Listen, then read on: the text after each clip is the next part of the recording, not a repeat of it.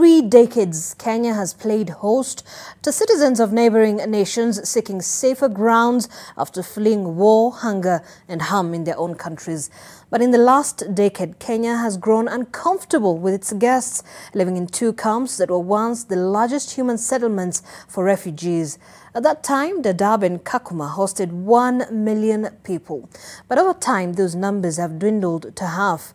Leila Mohammed looks at the impact of Kenya's decision on those who still call those camps home. The tin roof canopy that characterizes Dadaab refugee camp in Garissa County is indifferent from Kakuma in Turkana County. Over 1,230 kilometers separate the 2 places. But despite the distance, their history and circumstances are intertwined, with residents in both camps facing another life-altering decision that they say will be difficult for them and their families. Underneath the tin canopy, life at Dadaab refugee camp goes on. Business is alive within the expansive camp. haddaan nahay dadka xiriyaha haddaan nahay dadka wax ma garanaynin haddaan nahay dadka qaxooti mooyaan wax kale ku kala qaadan jirin dadkii lagu dhalay qaxootiga yaa ku dhashay intee la aadsiin xagay ku hagaagahayaan xagay marahayaan ilmaha intuu ku dhashay qaxootiga haddana ku dhalay xaguu ku hagaagi ayadoo intaas argagax badan ugu dhacday 14 habeen ku dhawaaqdeen aanan seexanin oo non joogsanin oo dhankeen la idinka soo gali iyo intee la idinkaga imaan iyo dawladdu maxay sameyn ay noo qorshaysan tahay ayaan waxaan ka codsanaynaa dawladda Kenya inay si degdeg ah uga noqoto arrinta. Many here have known no other home. They are second or even third generation refugees. Ma awoodi karno inaan Soomaaliya ku laabanno. Soomaaliya wax barasho male, meel aan degna male. isbitaallo ma aragtay noo dhisan oo aan ku hiranayna male biyo male caafimaad male wax ay leedahay male waxyaabihii asaasiga ahaa oo dhan way maqan yihiin annagoo kolleyba wadanka annaga ku noqon doona gooray gaartaba laakiin waqtiga ay munaasib noo noqoto ayaan guuraynaa inta ay ma aragtay ka hagaagayso dawladda Kenya waxaan ka codsanaynaa in hawshan ay dib noogu dhigto oo aynan ma aragtay qasab emergency aysan nagaga dhigin waa mahadsantiin. Their parents came here 31 years ago at the height of the civil war in Somalia after the fall of President Siad Barre. Going back to Somalia is not an option for many of them.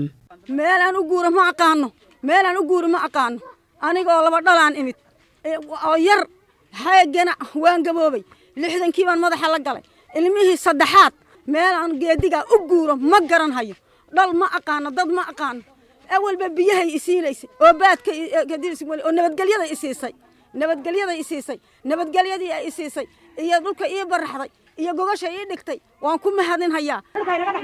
Dahabu Ahmed, a 60-year-old mother of 10 who has lived here since fleeing Somalia in 1991, says her first major concern is the education of her children, some of whom are sitting for their final year exams.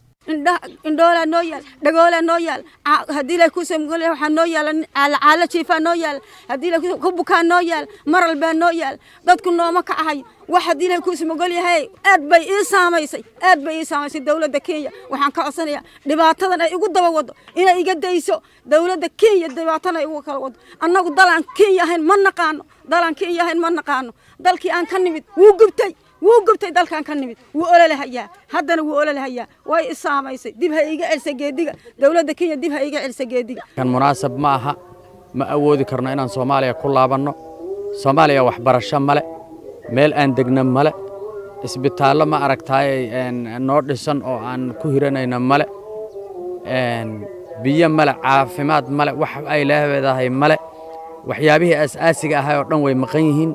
The Dadaab refugee complex consists of 3 camps. The first camp was established in 1991 when refugees fleeing the civil war in Somalia started to cross the border into Kenya. A second large influx occurred in 2011 when some 130,000 refugees arrived, fleeing drought and famine in southern Somalia.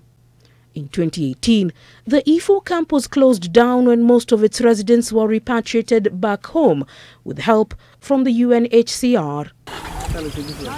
Over the last few years, Somalia has been hit by a desert locust invasion, floods that have left farmlands barren, severe weather conditions and a security threat that has threatened not just their homeland but neighbouring Kenya as well.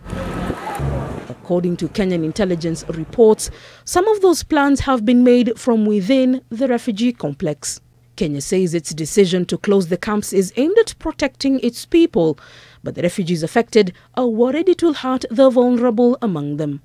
sidii ma garanaysaa xuquuqdii aanu lahayn tartiibtii sidii la isu celin jiray in la loo celiyo annagu ma diidan dalkanaga waanu rabnaa laakiin 14 cisho iyo 20 cisho iyo 2 bilood iyo 3 bilood toon kuma guuri karo kumana bixi karo.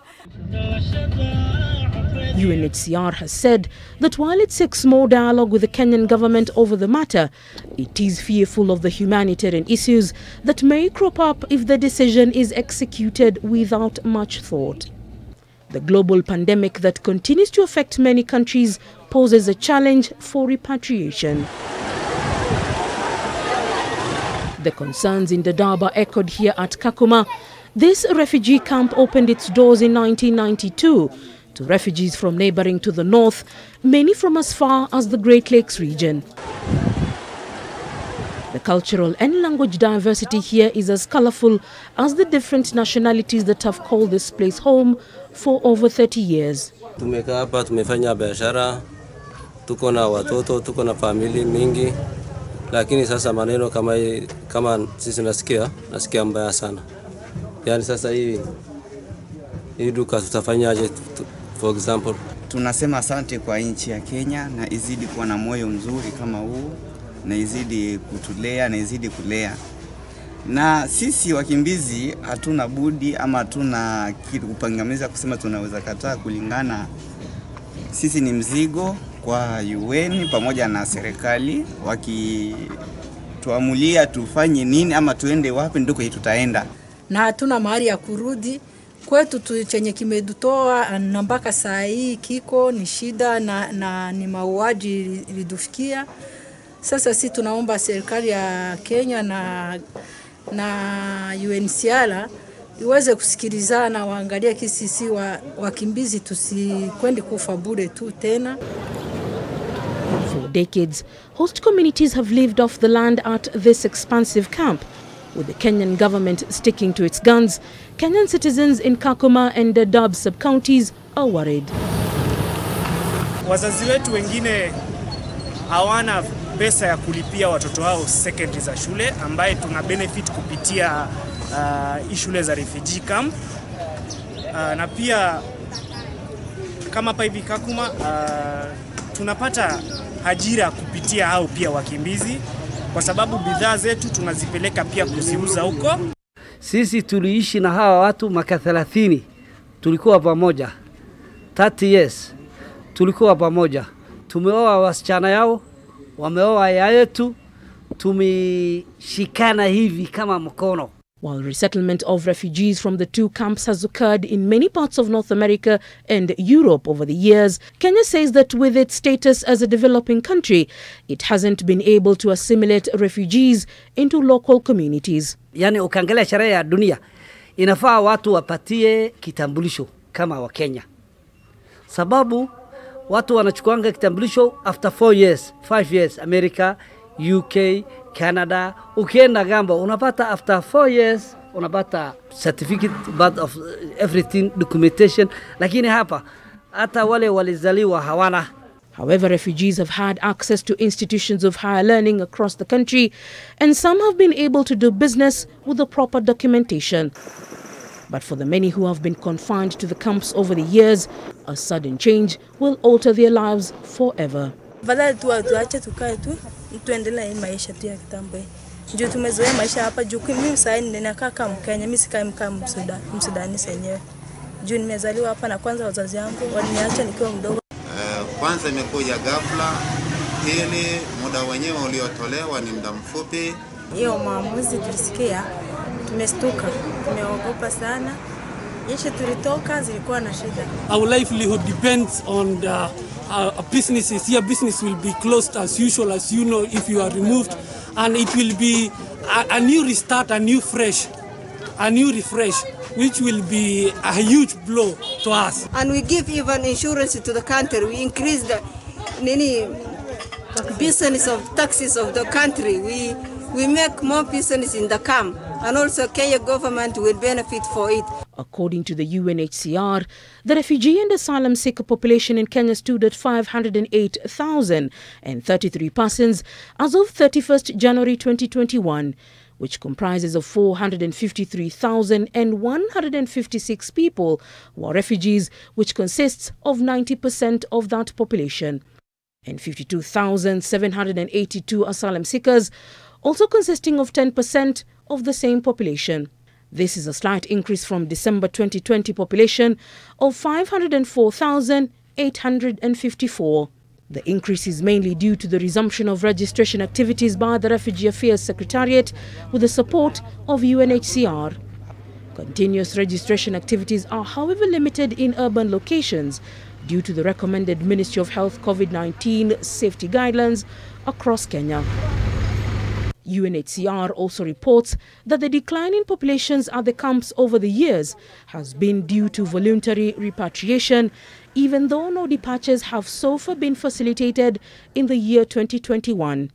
However, a total of 2,807 individuals were registered during the last year, mainly new arrivals and newly born babies in Kakuma and Dadaab refugee camps. Hence, the total number of persons registered since January 2020 stands at 2,807, with 2,656 registered in refugee camps and 151 in urban areas. They were mainly from Burundi, DRC, Ethiopia, Somalia, South Sudan and Sudan. The UNHCR says that it is engaging Kenya further this week in a bid to find a way to address Kenya's security concerns, while also ensuring that the needs for safety, education, health, financial and human rights of the refugees are not violated. Leila Mohammed, NTV.